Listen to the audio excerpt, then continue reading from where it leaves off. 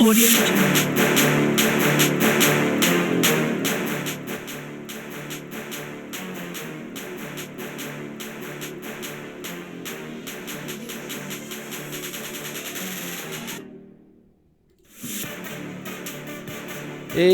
welcome to the Sports Reverends podcast. My name is Dan. I'm joined with the coach and with Drew Martin, both my co-hosts, and we're going to have a lot of fun today. Drew Martin, how are you doing? What's going on with you? Doing good. Trying to get through winter, get through the spring, start golfing. There you go. But well, I got a little surprise for you involving that. Will at least warm your spirits when it comes to golf, is what I'm trying to say. A little later on in the show. Oh, good. Coach, tell him how we're doing, because I think spring's upon us. I mean, it's February and it's plus. So I'm very confused being from Winnipeg. I'm used to having like 3 feet of snow, minus 50. The worst we got was a dump of snow 2 weeks ago, and I found that no one in Toronto knows how to drive. Absolutely no one. It was terrifying. Wait till you go out to BC, all right? It's even worse. How are you doing? I will say I was complaining to Coach about, oh man, this has been just an awful winter, and he just like straight up looked at me like a ghost and called me a giant baby, because it's really, really not that bad. But we are excited for today's show. Coach, why don't you give us the rundown of what's going on? We have an all NFL pod. I know Drew Martin's very happy about this. Lots to talk about. We got the championship games to talk about. Super Bowl's coming up. We got Brian Flores. It's going to be an interesting conversation. And then we'll end it off with Birdie versus Bogey and our prop sheet for the Super Bowl. So make sure you like, subscribe, all that fun stuff. Give us 5 ratings. Check us out on Spotify and Apple Music and all that fun stuff. Instagram's a big one for us as well. And watch out for Sports Revs all over the social medias. Beautiful. All 5 ratings. And we'll jump into a commercial right now from one of our sponsors, one that's near and dear to my heart. It is called Urban Hope. It is our mentorship program that I run downtown Toronto. It's kids helping kids. We teach mentorship skills. We run youth programs, kids programs. We run summer camps, all at either free or extremely affordable. For example, our summer camps only cost $10 per week per child, and they're full-on summer camps. One of the best programs out there. And if you're interested in supporting any kind of way, please do so. You can check out the Sports Reverends website, and you can see on the sponsors page there, you can find all of our sponsors there. You can click on Urban Hope, and if you're interested in giving today, that'd be fantastic. You will receive a tax receipt as well if it's over $20. So we appreciate all your support, appreciate all that you're doing, and of course, we're pumped for our basketball teams that are actually coming together. The coach is putting together a team, and he's basically Coach Carter, and he's also going to teach the kids not just on the court stuff, but off the court stuff, which is just as important, and he'll mentor them that way. So we're excited for that. So stay tuned and check it out. All right. Good times. I'll give you the pick here. Which game do you want to start with? Oh, the championship games? Yeah. Well, let's start with the most surprising one. I think the Bengals beating the Chiefs. Joe Burrow showing that he's legit. I think we got a taste of it the week before against the who they play before, Titans. Yeah. But I don't think anyone expected this outcome, but I love it. Yeah. It's a bit flabbergasting, really, because another crazy Chiefs game, right? Down to the wire. You didn't really know who was going to win until the end, and I think that's really the entire playoffs for most of it. I think most of the games have been uber competitive, interesting to watch. If you're a neutral, it's been captivating, and Joe Burrow just keeps lighting things up, and I mean, personally, I feel like he wasn't in the conversation as much as he could have been, but he's put his foot through the door and said, "Hey, I'm here." Yep. I think a lot of people have been talking about Justin Herbert from that draft class and have sort of forgotten that Joe Burrow went number one. And I think it's because of his injury last year. And I've heard a lot of guys say, like, this is really his rookie season. And for him to be doing this, the players that they have, and we've talked about it before, how young they are. This team could be good for 5, 6, 7, up to 10 years, maybe, like with the guys that they have. The defense is good. And beating Patrick Mahomes is a big deal. So I think they're for real. I think that was their toughest test. I don't think anyone would say that the Rams are as good or better than the Chiefs. So we'll see what happens. What about Well, you, Dan? I would say the Rams are probably as good. I think the Rams are pretty deadly. I'll get to them in a sec. I'll just say, you guys are hitting it on the head. Joe Burrow is one of those players that gives a franchise hope. It's like how I felt with Kawhi and the Raptors. You know, you really felt like you could win any game, and having a guy like Joe Burrow, aka the hope for that franchise, is like they're gonna be good for the next decade. It's unreal. So speaking of the Rams, I think the Rams are deadly. I think the Rams are absolutely beasts on defense. I think they have, for all levels, they're good. And Matthew Stafford has been playing some amazing football. Obviously, he has amazing weapons in Cooper Kupp. Odell's been balling out because Matthew Stafford, and who knows about the situation in the Browns, but Odell's been balling out. And I think they have a solid run game with Akers and Sony Michel. So we'll see what happens. But if we're going into the debate of Rams versus the Chiefs, you know, if you look at it across the board, the Rams defense is for sure better. But that's all I'll say. I think the Super Bowl will come down to which defense can make a key stop. Yeah. Because both teams are good on third down. They both have. And if CJ Uzomah can play for the Bengals, that's someone they didn't have the entire game. True. For the championship game, and he's a big weapon. Yeah, you're right. In the middle of the field. But you know what? I don't have a stake in any of these teams. I'm just excited about the game. I really like Cooper Kupp. I think he has a wide receiver ever won MVP, because I think he's a legit. He should be in the legit discussion for MVP. Yeah, I agree. Is it the most likable quarterback matchup in a long time? I would say yes. I love both these quarterbacks, and I think it's going to be fun. I think the odds is they have the Rams winning by 4 points. That means that's really not that's that many points. It's going to be a close game, and it's just exciting. It's in SoFi. They have the home field advantage, and we'll see what happens. I want to bring this back, though. You said the Rams are really just as good as the Chiefs. If Jimmy Garoppolo has a better last drive than what he did, we could be seeing San Francisco in the Super Bowl. Oh, yeah. 100%. Three garbage plays that just destroyed them. And I think as a 49ers fan, this is kind of the best outcome, theoretically, because now you can shop Jimmy without the question of would they, should they, right? Like, yeah, he brought them all the way to the championship game, and hey, I'm super pumped by that. But this is the best way they have an out to say, hey, we're going to trade him for something, and then let the young guy run, you know?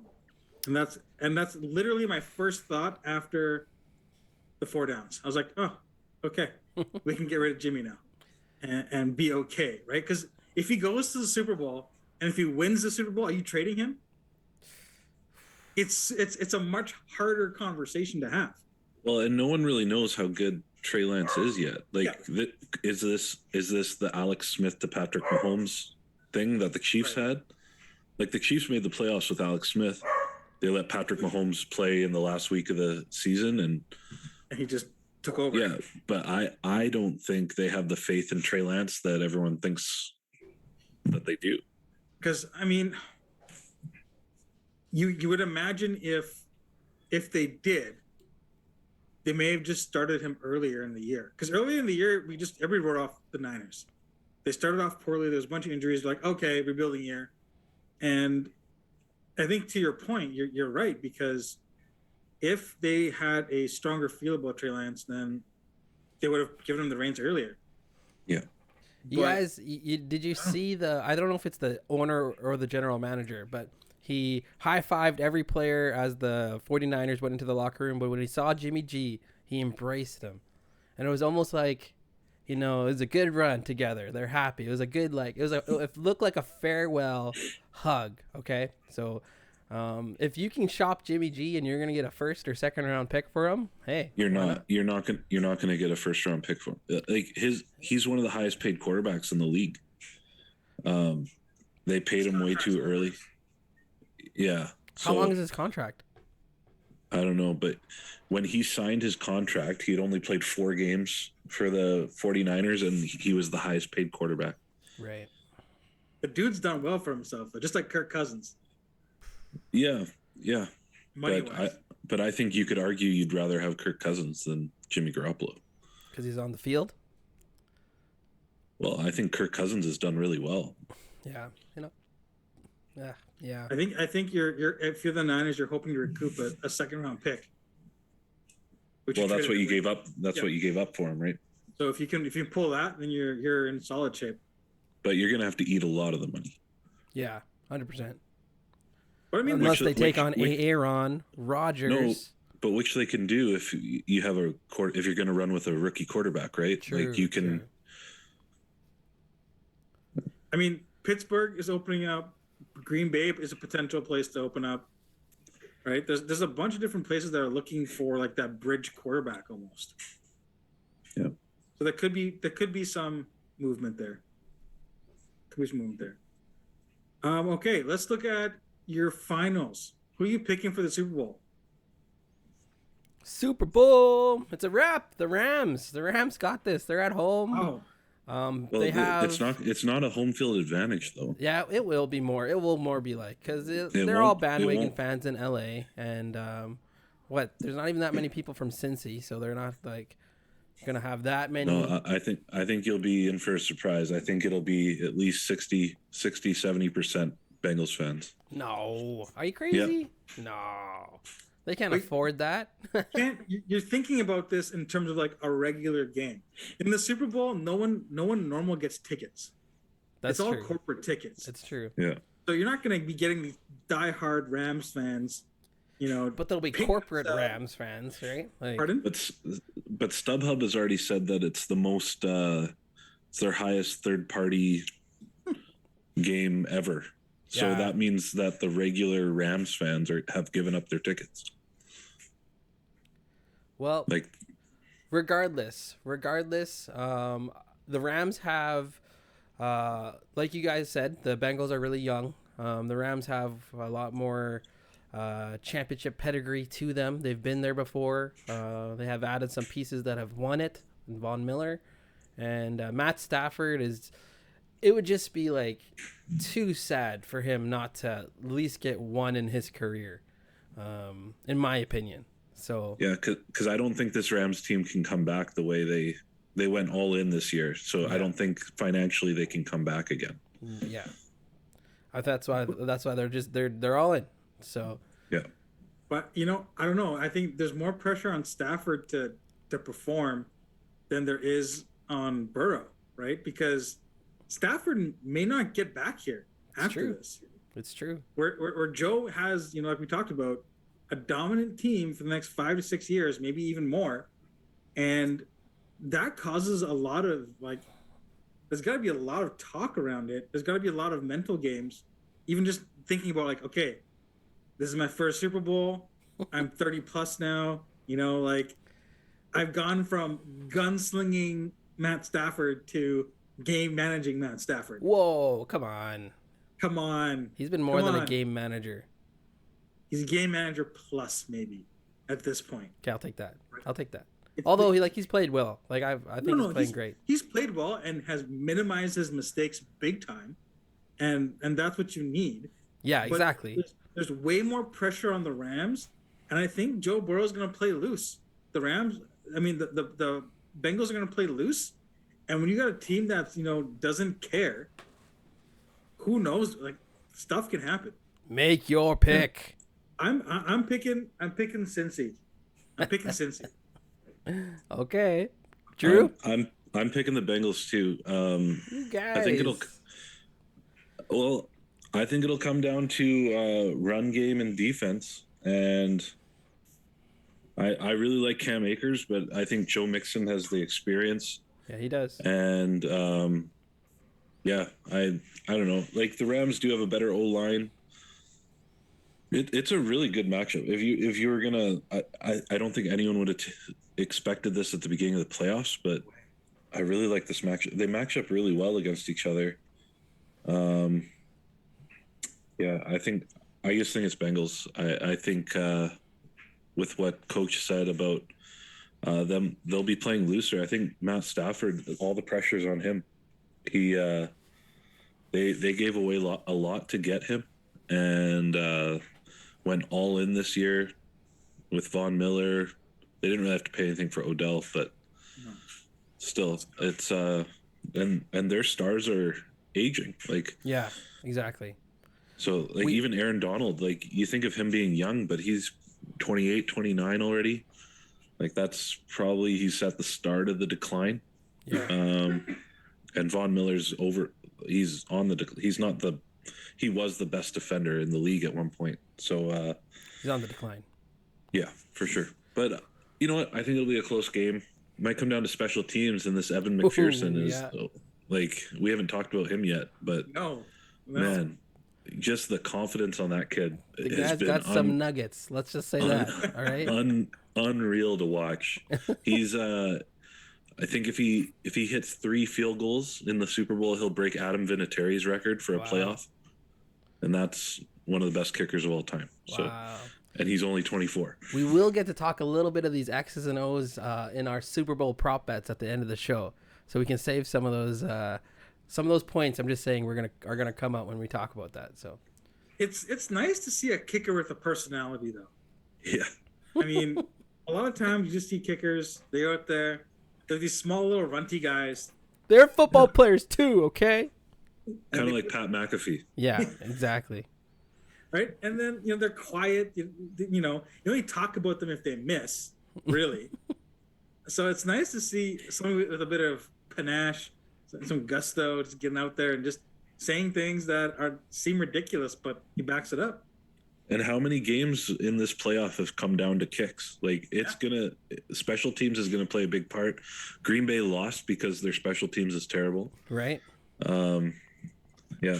Today they just hired Bisaccia from Las Vegas to be their special teams coordinator. So great pickup. Great excited about that. Yeah. That's nice. Okay. That is gonna wrap up our weekend review and Super Bowl wrap up. Looking forward to being proven right and having the... What's your record again? What's your record in the last picks of... I'm pretty sure I'm better than you. No. Come on. Doesn't matter. I mean, roll the tape. This playoff has been so hard to call. I don't think if anyone has a perfect record in this playoffs, they're lying. Yeah, no one has a perfect record. That's for sure. But yeah, it's going to be a fun weekend for sure. Last words for you guys. Go ahead. Last words is about this. That's it. The Super Bowl. Yeah, I just think you guys are talking about how it's going to be a close game. The odds talk about it being a close game. I really think the Rams dominate this game. I think it's going to be a boring Super Bowl in that way. The Rams kind of it won't be a blowout, but they'll control the game comfortably, in my opinion. That's my thoughts. Drew? Yeah.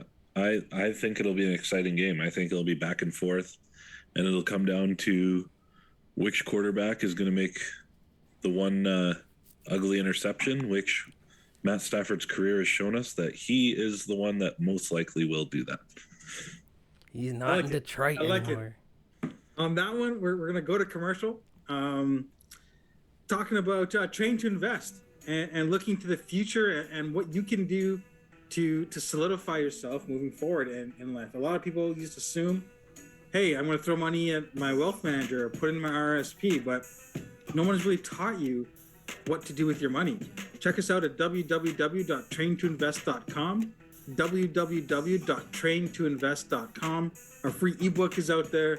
Give it a read, and then let us know what you think. And if you have any questions, Train to Invest is all about changing your life and giving you a new thought process on what you can do for your future. So check us out, www.train2invest.com.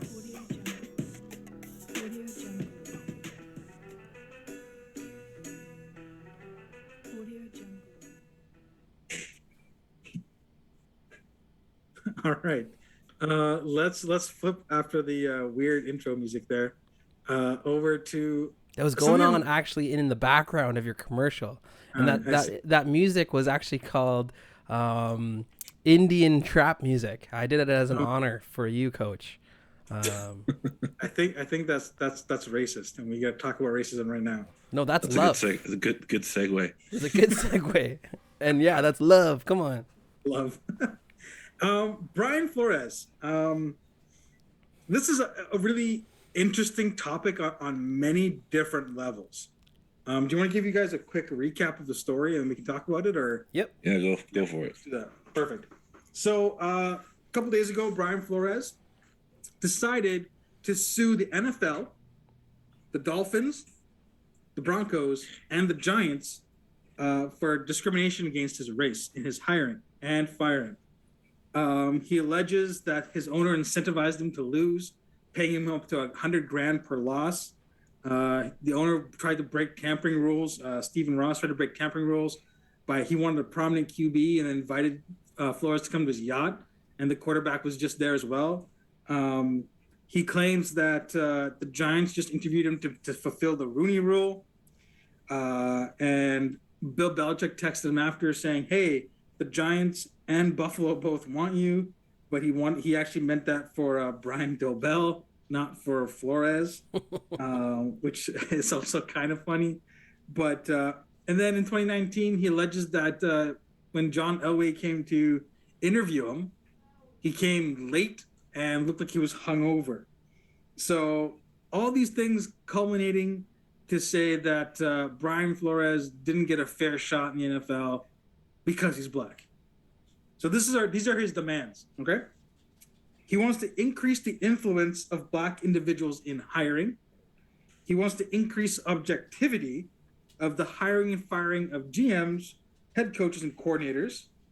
He wants to increase the number of black coordinators. He wants to incentivize hiring and rehiring of black GMs, coaches, and coordinators. He wants transparency of pay for all the above. And he's suing the NFL for unspecified damages. So the Rooney Rule is basically you have to interview one minority for either GM, head coach, or coordinator position. So interesting timeline, thoughts all around. And we started off with Drew last time. And Dan, what are your thoughts on the Rooney Rule and how it applies in this case? And what do you think of Brian Flores overall? Well, in college, learned a lot of terminology and history in different eras. There's the BC era, there's the AD era. Now we're into the AG era.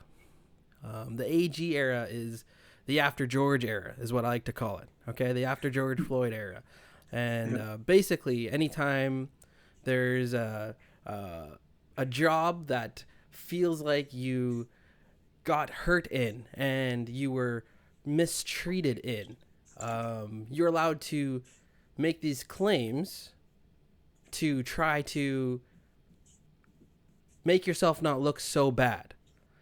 And this is what Brian Flores is doing. And this is what Brian Flores, after having, if you look at the Dolphins, yes, their organization isn't doing that great, but if you look at the Dolphins, the owner Ross, he's probably the most, what do you say? He's the most all-inclusive in that sense in who he's hired. He's got a black general manager. He's got the most minority staff on compared to any other team. And Brian Flores was there for 3 years, and they were butting heads because, interestingly enough, Brian Flores, they were trying to bring Brian Flores, this pretty good quarterback. They were trying to get the guy named Tom Brady on the Miami Dolphins, and Brian Flores wasn't about that. He didn't want, which brings the question to mind, like, which coach wouldn't want Tom Brady? It's mind-boggling to me.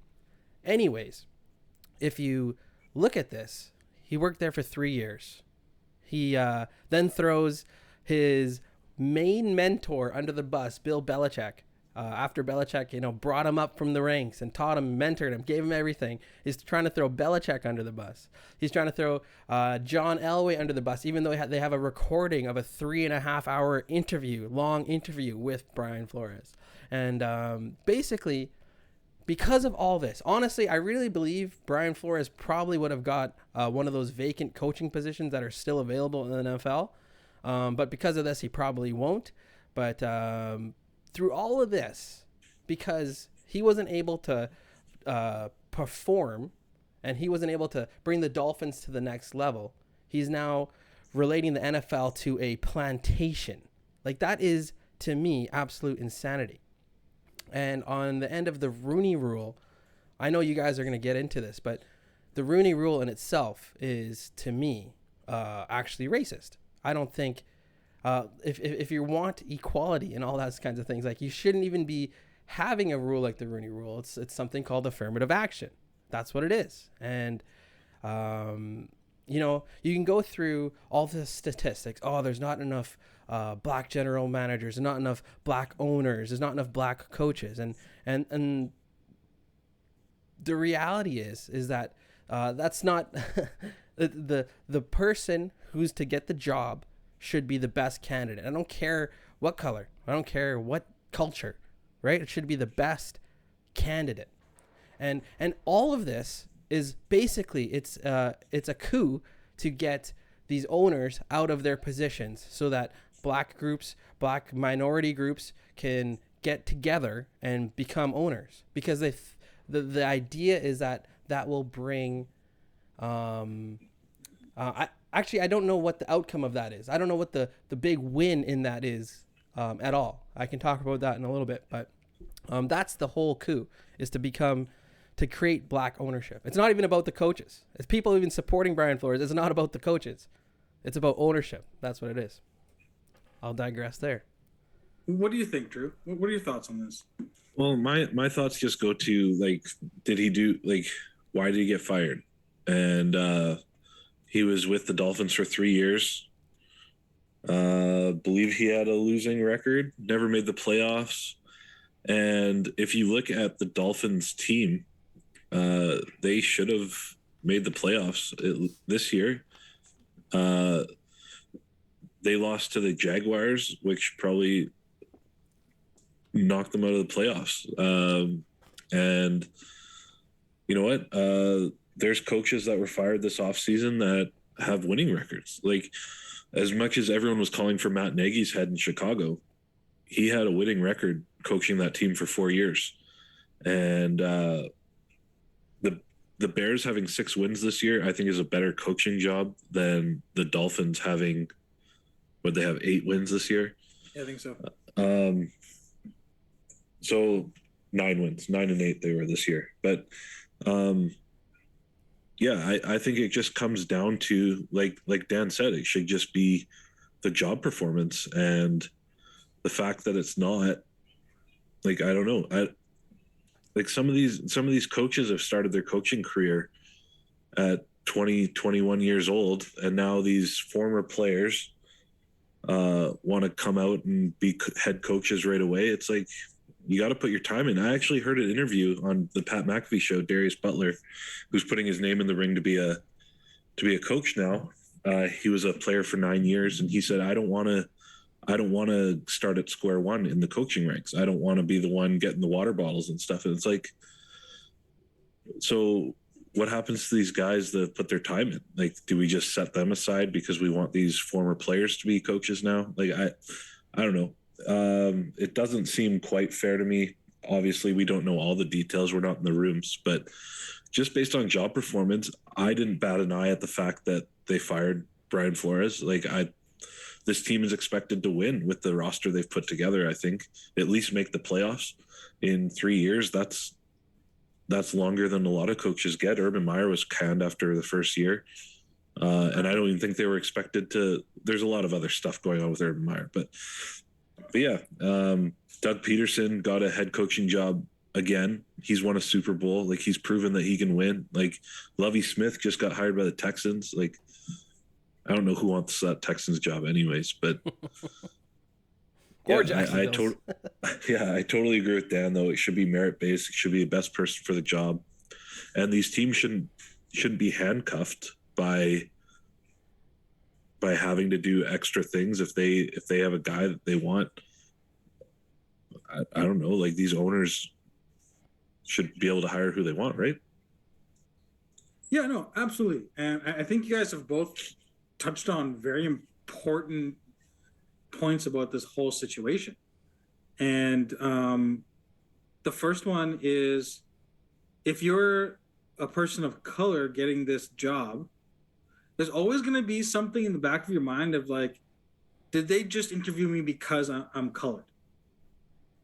Right? And if anybody says otherwise, they're lying.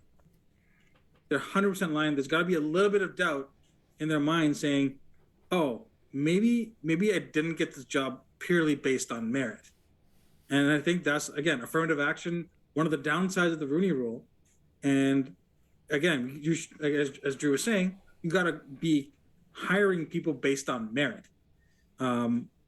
I think about in the NBA when Becky Hammon was hired by the Spurs, she legitimately was given authority by Coach Pop and said, okay, this is your coach. And they bought in. And now she's a head coach, I think, in the WNBA or something like that. But she wasn't just there as a token representative. She brought something to the table, right? Like, if there was a woman who was qualified to coach in the NFL and she was just crushing it, like, would we just say, oh, she got the job because she's a woman? Or we're looking at based on what she was doing, right? Same thing with refs being women too. It's tough. It's tough being obviously a woman in a man's sport, but also somebody of color trying to break into something that's considered quote unquote white collar, right? But if you're doing the job, you want to get it based on your merit. And that's it. And I think if you did like a blind test and put, a bunch of different coaches' stats over the last 3 years and just put A, B, and C, you would probably look at Brian Flores's body of work and say, this guy sucks. Right? The Dolphins spent money. It's not like they were cheap. They spent money. And as Dan alluded to, there are a lot of different minorities being hired there. So it's not like, Brian Flores is championing some cause, just like Kaepernick. Right? It's all about really self-interest at this point. Brian Flores was talking about, oh, Stephen Ross was trying to pay me $100,000 to lose. Why did it take you this long to say something? Right? Why did it take you this long to open your mouth? Right? And I think it's terrible for the sport. It's terrible for people trying to make a real difference, because like you said, that Texans job could have been his, but he went and sued the NFL, so they're not going to hire him now. Now the Texans are not going to hire a white guy because it looks like a dad, so they settled for Lovie Smith. They hired from within, and that's Lovie Smith. A bit old school, but can he get the job done? Sure, the team's going to be terrible, but at least he's there. And the last thing that you pointed out was putting your time in. And, I was a decent basketball player, But that transition from player to coach is completely different. It's about managing people. It's about equipping them to succeed, and it's about teaching, right, and getting your point across. Whereas as a player, you can just go one-on-one and do what you want. So I was lucky enough to, like, I started coaching grade 6 kids. Then I worked my way up to grade 7 and 8s, and then into high school, or 9s and 10s, and then eventually into high school. I worked my way up all the way through because I wasn't ready to jump in after graduating from high school going, okay, I'm going to coach these guys who are younger than me. And so the Rooney Rule, I think, does more disservice overall than anything else. But how do you can't just say I'm going to get rid of it, because all of a sudden you're going to get all sorts of race groups saying, oh, the NFL is big discriminatory, they're doing this, that, and the other. So it's a very complicated situation. But at the end of the day, did Brian Flores do anything to help Black empowerment? Did he do anything to help himself? He just got a spot on ESPN in the news cycle for how long now? That's it. So, yeah, it's a real tough situation overall. To me, it hurts Black empowerment, right? It hurts it what he's doing, and if it is a coup to get more Black ownership, which to me clearly is this whole situation, is what's more important, having Black ownership in the NFL, or if these groups really wanted to make a difference, they could it's billions. They're worth billions. These franchise, right? These groups could go and make 15, 20,000 small businesses in these communities, provide jobs and bring life that way. That would be by far more helpful to these communities that are hurting, and that's what I would like. If they really wanted to make a change, why you want these elites to go for Black ownership? What's that going to change anyway? Right? I don't know. It looks cool on your business card. NFL owner. Yeah. And I mean, to that point, what is the whole reason for why you're pushing for a cause? Right? Whatever your cause is. Maybe it's for, free golf carts every round. Or maybe it's something bigger, like, more inclusivity in something else. You have to look at the reason why somebody is, or an organization is, doing something. And it ties into your point. If there was a Black billionaire who wanted to buy into the NFL franchise, right? And if he or she is saying that, oh, I want to buy this to help propel, minorities forward, I think that's a bit of a lie, right? Because you could take that $1 billion and invest it in your home community. Like I could imagine if somebody invested $1 billion in downtown Winnipeg or downtown Toronto for social services and whatever people need, what would that do for people? What would that do for the community? Right? What would it do to get kids who are choosing between gangs and, staying at home with a poor home life already? What would it do to give them opportunities? There have been studies showing over and over and over again that when you engage kids on positive things and bring positive role models into their lives, change actually happens. Right? Like, if I was 15 and I could make, $10,000 selling drugs, that's a pretty good gig, right? I mean, that's going to be something that's going to attract you because you got money, you don't have to be at home, you got to do this and that. But if you can teach a kid, hey, you can go through school, learn something practical, and have a life skill and get out of here and do something positive with your life, I think they'd appreciate that even more because they're changing their lives. They're doing something positive, right? Like, 100%. I know we're going a bit of a tangent here, but like, what happened to all that money that was donated to BLM? Right? There's no accounting for it. There's some big houses being built. Big houses being built, right? And I mean, you said after what is it, after George, right? Yeah. You guys like that? Like, I did like that, and it's like, where's all the outrage? Still, do we not care? And this ties into this topic in the sense that how are you actually going to make change? I think like Urban Hope and like Drew, you're working in your community, like physically doing stuff to impact your own little community.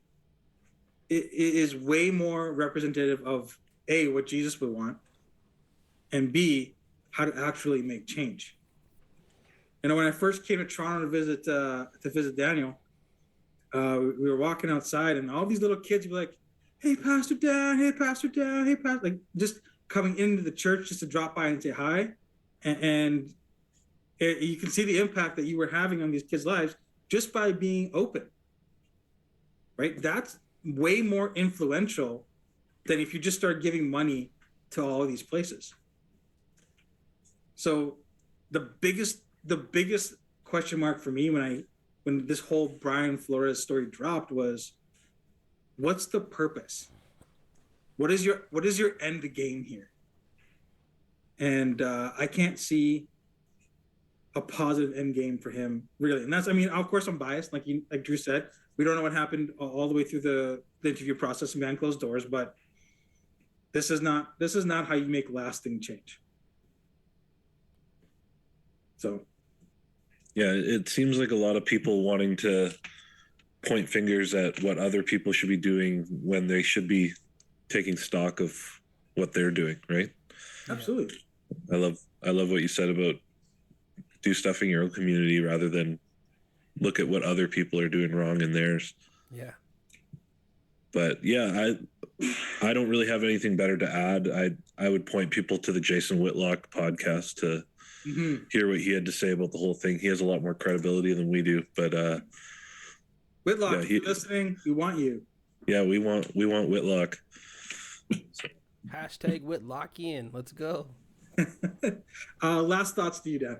Last thoughts is, yeah, Brian Flores, just will he ever coach in the NFL again? I don't know. I don't think so.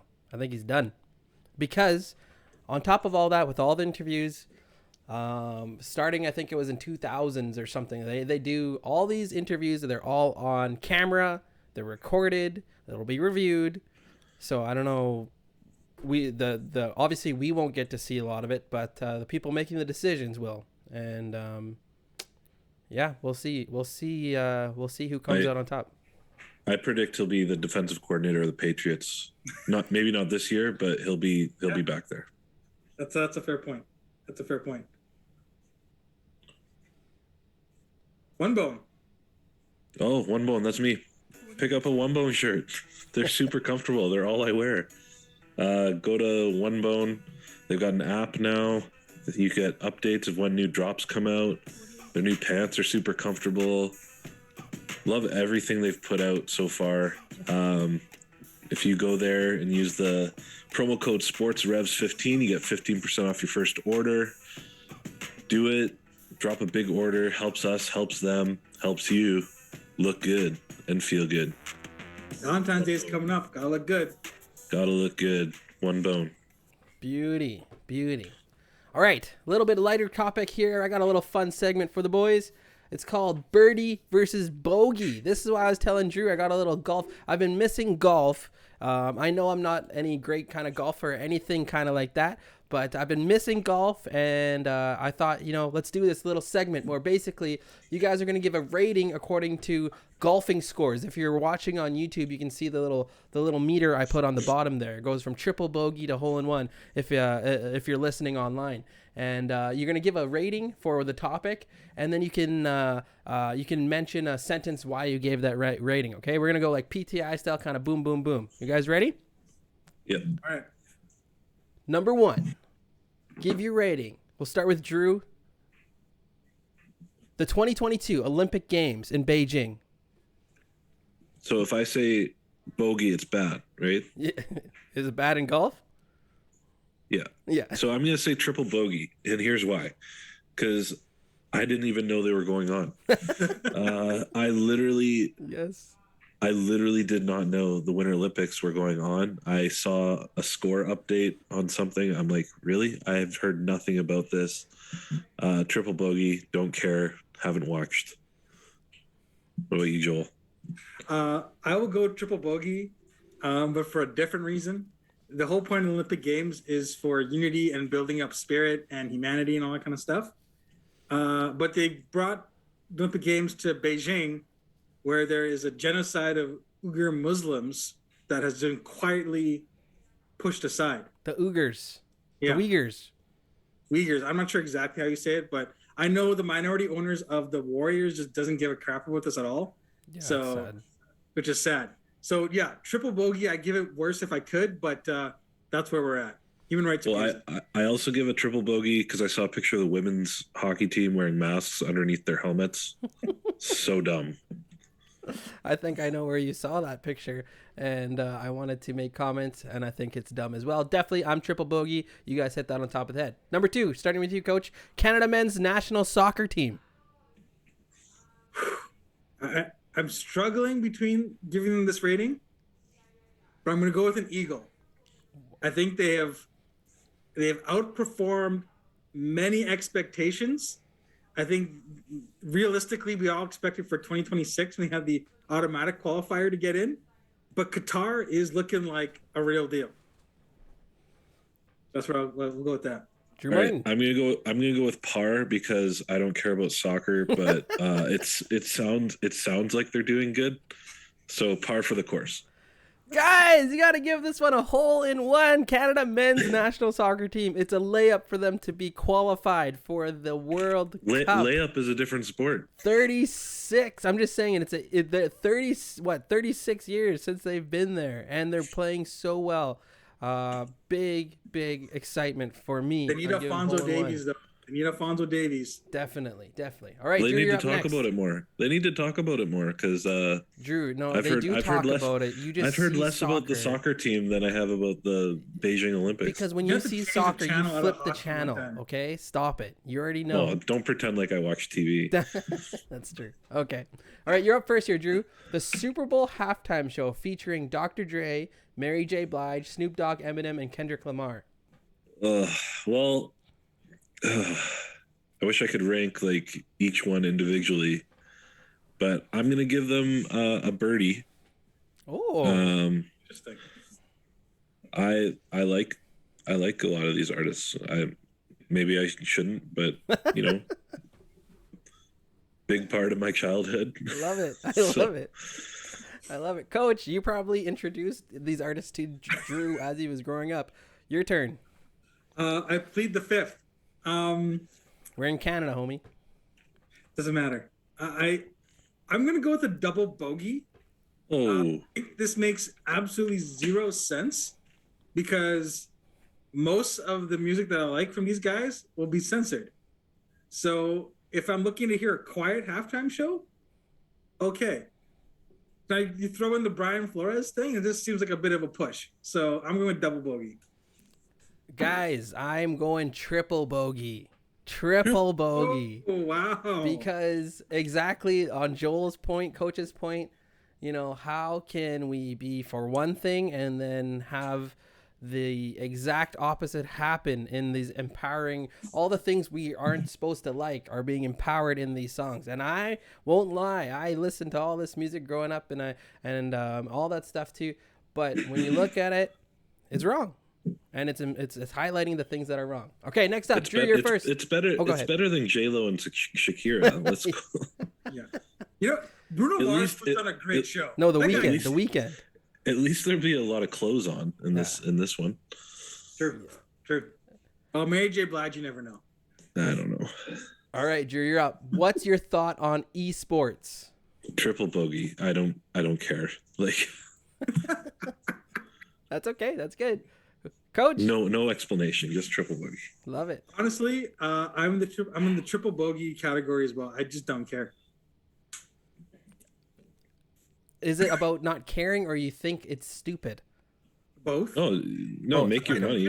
Whatever. Okay. Make your money. I just don't care. I won't watch. I think I'm gonna give it just a bogey because it's not really sports, but I like that it's becoming something. But yeah, no, you're probably right. It's probably triple bogey. I had a roommate in Bible school that would actually watch esports on Oh his. yeah, Yeah. I'm it's like, big, why are you guys. doing? It's huge. It's over $1 billion worth easily now. That was from 2019. The stat I have up is $1.1 billion worth. It's way over that now. Okay, next, I think coach is up. Kyler Murray deleted all Cardinal-related content off his social media. And we're saying Cardinal, do you mean Catholic or do we mean his team? Arizona. This is par. Like, I mean, I don't care really. I don't think it matters. If he's upset about his contract, this is a dumb way of going about it. If you're wondering if this is the commitment level about him to the team, this is a dumb way of measuring that too. So just a par. Joseph. Yeah, I don't know. I don't know what it means. Par. Yeah, that's a dumb question actually. I don't know how you give this a rating. I don't know what it means. Fair. Hey, fair enough. Fair enough. And That's actually a good answer. If a birdie was good, I don't know. What is it good? Is it like? I don't know what you're trying to get out of us here. I think the idea, it was put up on the score, was that, he deleted all this stuff. Is it trouble in paradise for the Cardinals and Kyler Murray? And I'm with you guys. I'm going to give it a triple bogey because it's stupid. Yeah, exactly echoing you. And it doesn't mean anything. So moving on. Now, this is a little spicy one. You get to start off, Drew. Leah Thomas, transgender swimmer formerly known as William Thomas, and used to swim for the University of Pennsylvania men's team, now competes for the women's team. What do you want me to say? I don't know. Hole in one? It's a great job. They wanted to win some medals, so they went and did it. I don't know. No, it's a triple bogey. Come on. Triple bogey. Coach. Triple bogey. And aside from the Hole in one. aside from that, this is what I'll say. This is what I'll say about this. And if you feel something else, that's fine. But until you get the actual body change going on, you can't compete with somebody of a different gender. I don't care what it is. This is just ridiculous. Like, there's the male weightlifter who jumped into the Olympics and still lost. There's those transgender dudes who are running against girls, high school girls in Connecticut. UFC. The UFC, yeah, that's ridiculous. Yeah, like this, honestly, I know I'm gonna get a lot of hate for this, but like, where's your pride at? Right? Like, if you're just gonna say I feel this but not go all the way, questionable. So triple bogey. It's so unfair to the girls that have actually trained to win, because he's beating them by like 20 seconds. Not even close. Like completely lapping them. I'm with you guys. Definitely triple bogey. The meets are super awkward. No one cheers for him when he wins. For I guess whatever. No one cheers for him when he wins. They wait till the second place person wins and the crowd goes wild. I heard on the Whitlock podcast someone said that yes, as Joel said, that Leah Thomas is swimming with an extra fin still. So that's what it is. And let's just keep moving on. I think Joel's coach's first year. Washington football team is now called the Washington Commanders. I'll give this one a hole in one. And they could have done a lot worse. They could have gone something super political. They could have gone something super lefty. But you think George Washington, Commander in Chief, I can go for that. Yeah, I'm not a fan of the Washington commies. But this is a dumb name. I thought they should have just kept with the Washington football team. I thought that was starting to stick. People were getting used to calling them the football team. I don't know.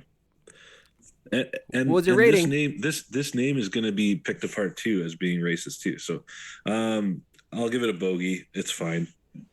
Yeah, I'm with you. No one will care because they won't win anything. So true. I'm with you. I'll give it a bogey as well. It's definitely been a lot of funny comments already that I've seen the co-womanders to be more woke. There's lots of fun stuff that's going to come from that one. All right, I believe who's up next? You guys tell me. I think me. Should designated hitters exist? Absolutely, hole in one. Not only, they should exist, and they should be in both leagues because it's unfair. It's a different game. You pitchers can in the National League always have better stats than the American League because they get a free out every nine batters. Right. Designated hitters are starting to go into the Hall of Fame with David Ortiz and Edgar Martinez. Let's make it fair in both leagues. You can get drafted to a team and perfect your craft as a designated hitter. Beautiful. Coach? Yeah, hole in one. When I first read designated hitters, I was like, are we talking like guys need to hit people? But it took me a while to click. I don't know why, but that's just me. I think it's one of the best parts of baseball is guys cranking out home runs. And that sound of the ball, even the bat, is amazing.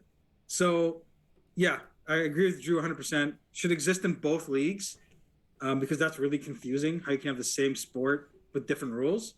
But, yeah, that's where we're at. Yeah, I'm with you guys. Hole in one.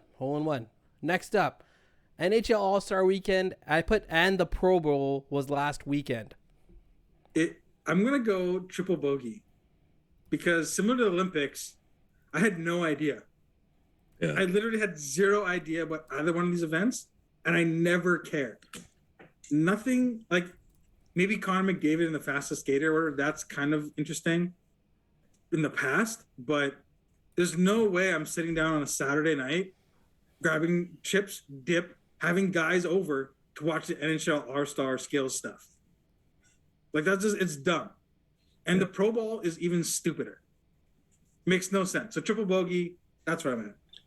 I'll give it a double bogey. NHL All-Star Weekend, it's gotten better since they went to the 3-on-3 format.